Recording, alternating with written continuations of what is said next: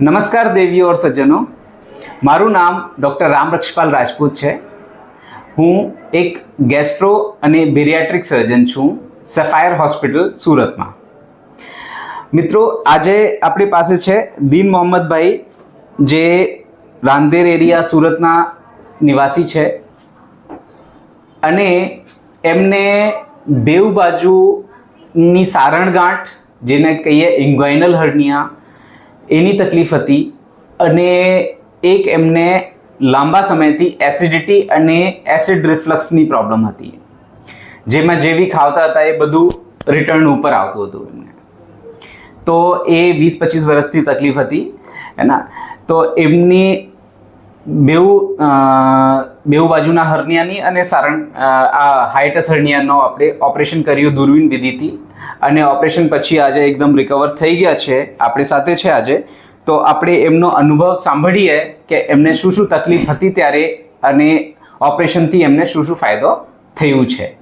Okay જી, હા, hello, નમસ્કાર।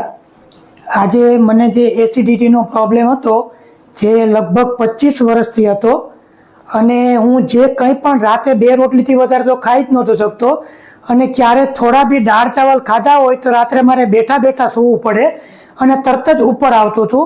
પરંતુ ડૉક્ટર સાહેબે કીધું કે ભાઈ તપાસ કરાવતા કે ભાઈ આ તમારે કરાવવું પડશે। તો મેં તાત્કાલિક નિર્ણય લીધો અને તેમની હોસ્પિટલમાં આ ઓપરેશન કરાવ્યું। તેનાથી અત્યારે 8 જ દિવસની અંદર હું 2 થી 3 રોટલી ખાઉં છું, દાળ ચાવલ બી ખાઉં છું અને બધું જ ખાઉં છું। આરામથી રાત્રે નીંદર આવી જાય છે।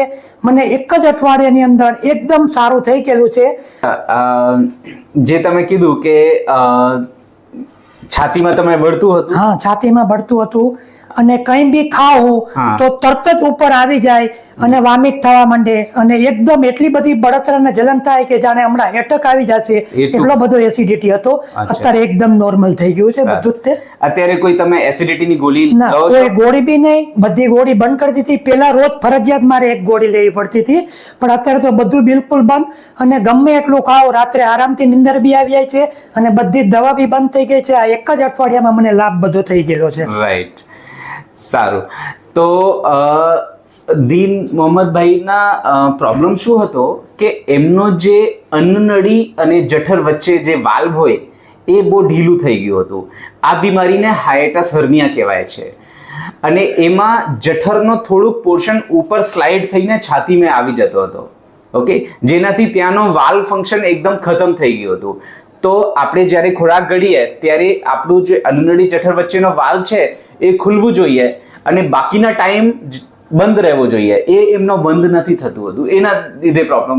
હવે આ પ્રોબ્લેમ સાથે ઓલમોસ્ટ 20-25 વર્ષથી ભાઈ રહેતા હતા અને તકલીફોમાં હતા।